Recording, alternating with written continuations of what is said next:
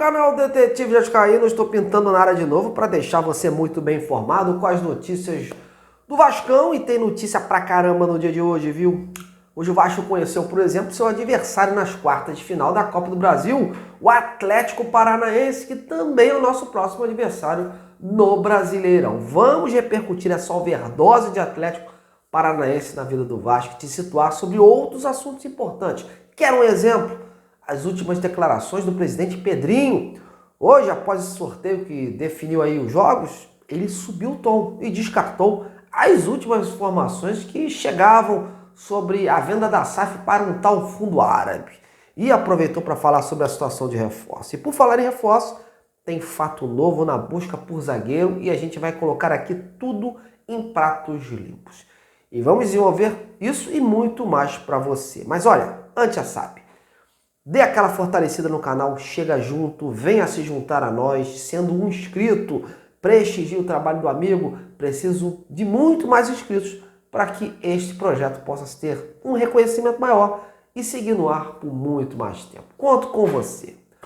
Bom, então vamos lá, vamos dar o pontapé inicial falando de Copa do Brasil, e o suspense acabou. O Vasco conheceu hoje o seu oponente para as quartas de final da competição. E trata-se do Atlético Paranaense, o mesmo Atlético que vai medir forças com o Vasco pelo Brasileirão na próxima segunda-feira em São Januário. E nesta mesma semana terá o primeiro jogo, que também acontecerá no estádio do Vasco. No sorteio ficou definido que o Vasco vai decidir fora de casa. As datas ainda serão divulgadas aí nas próximas horas pela CBF, porque o Vasco joga na segunda e possivelmente não poderia jogar na quarta. Então talvez dia 29 aconteça esse jogo. E na semana do dia 12 de setembro vai acontecer o próximo jogo lá fora. Tudo ainda a definir. E quem vencer aí pegará o vencedor de São Paulo e Atlético Mineiro. Ou seja, agora a corda esticou de vez e o Vasco precisará se preparar muito fisicamente e tecnicamente para poder superar esses adversários e, claro, as suas próprias limitações. E aí, o que achou desse sorteio? Ficou de bom tamanho ou preferia outro adversário? Então, ó, comente aí embaixo no chat, beleza?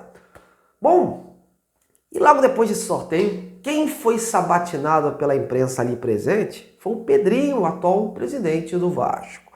Entre muitos assuntos abordados, um em especial causou uma reação maior do dirigente: a possível venda da Vasco SAF para um fundo árabe. Notícia que andou sendo propagada por aí aos quatro ventos na semana passada, mas sem nenhuma confirmação. Tanto que eu nem dei o trabalho de aqui no canal desenvolver esse tema, porque de forma concreta, para mim, não tinha nada a respeito disso. Mas o Pedrinho subiu o tom e respondeu aí sobre essa situação. E aí, Pedrinho? Mentira. Tem alguma negociação? Fundo árabe, não. Fundo árabe nunca teve. Mas tem alguma outra? Não, assim, problema é, outra vez, o problema é que surge uma matéria, que eu não sei de onde, de um fundo árabe. Ninguém da minha gestão, até onde eu sei, foi consultado. E isso é debatido como se fosse a maior verdade do mundo. Então não tem fundo árabe. Tem alguns interessados, só que é uma conversa muito complexa, porque é uma situação complexa e eu tenho que ter uma responsabilidade enorme para não errar como erraram anteriormente. Acho que eu estou sendo muito claro. Então, assim, não é nada imediato, não é nada concreto, são avaliações, são pesquisas, são procuras, mas superficial.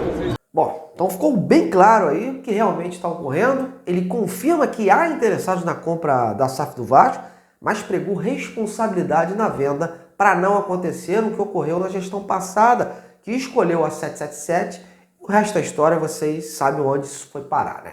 O que o Pedrinho quis dizer é o seguinte: ele vai respeitar aí os trâmites dessa negociação. Ele não quer dar prazo e por isso ele quer seguir esse rito das tratativas. Ele quer que esse rito seja cumprido aí no tempo certo. Não é simplesmente vender para o primeiro interessado. A empresa que quiser comprar vai passar por uma auditoria, por várias etapas. O Vasco também quer ter mais controle sobre o futebol. Enfim, são situações aí que vão ser alinhadas e precisam ser conversadas. A complexidade dessa operação realmente, né, galera, vai exigir uma cautela e uma responsabilidade maior. E é aquilo que eu sempre digo para vocês. Filtrem bem o que vocês veem por aí, o que vocês leem, o que vocês escutem. Por quê?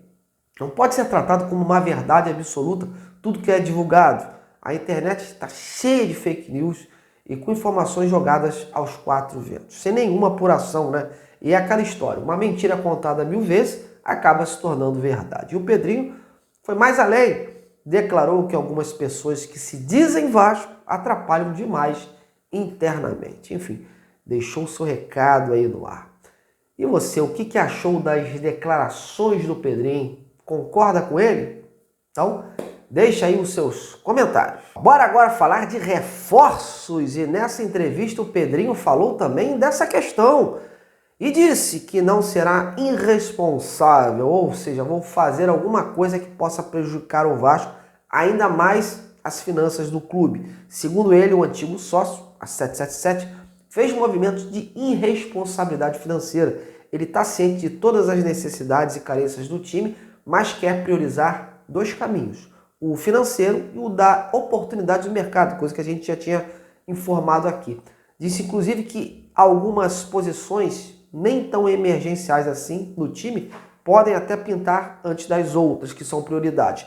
Mas frisou que as negociações são difíceis e que algumas não tiveram um final feliz por conta das escolhas dos próprios jogadores. Sobre o atacante Jean Menezes, do lado do futebol mexicano, ele deixou claro que a contratação está encaminhada, mas não deu mais detalhes ou alguma previsão de quando o jogador será aí sacramentado de vez em relação à sua situação contratual, né? E pelo que a gente está sabendo, estão alinhando aí os últimos aspectos burocráticos junto com o jogador para que então ele possa assinar e ser aí jogador do Vasco. E além disso, agora vamos falar da situação do zagueiro. Em relação ao zagueiro, ele também destacou que não está preso apenas no nome do Maurício Lemos, tem vasculhado outras opções, mas não quis adiantar se já tem algo em vista. O que eu posso dizer é que o Vasco prioriza sim a chegada de um zagueiro e vai seguir em frente para buscar outros nomes para a zaga. O prazo é até o dia 2 de setembro e o clube trabalha com responsabilidade nessa escolha para atender aos anseios, não só da torcida, como do técnico Rafael Paiva. E um jogador, galera, já está praticamente descartado da chance de vestir a camisa do Vasco. E é justamente o uruguaio Maurício Lemos, que hoje é a quinta opção do Atlético Mineiro. O jogador realmente não aceitou a oferta cruzmaltina e não irá jogar aqui. E como reza o jornalismo, eu fui procurar novamente as duas partes envolvidas, o Atlético Mineiro e o staff do atleta na figura do seu agente, do seu empresário, o cara que cuida da carreira dele. Até porque, nesse meio tempo, houve aí muitas versões do que realmente teria ocorrido para que o jogador não viesse para cá. Uma versão dá conta de que ele teria luvas atrasadas no Atlético para receber e que só aceitava se transferir se fossem quitadas. A outra versão é de que ele queria receber o dinheiro todo aí do seu contrato que tem por lá antes de ir para outro clube. E a última versão de que ele simplesmente não aceitou a oferta porque não gostou dos números apresentados pelo Vasco. Bom, eu vou passar aqui nas respostas que eu tive das duas partes. Primeiro eu fui ouvir o Atlético Mineiro, falei com o Victor Bage, ex-goleiro, né, e atual diretor de futebol do Clube Mineiro. Questionado, me respondeu, abre aspas, Atlético não deve nada a ele e a nenhum atleta. Ele não aceitou a proposta. Fecha aspas. Bom, depois foi ouvir o staff, quem comanda a carreira do Maurício Lemos, e o seu agente foi simples e direto.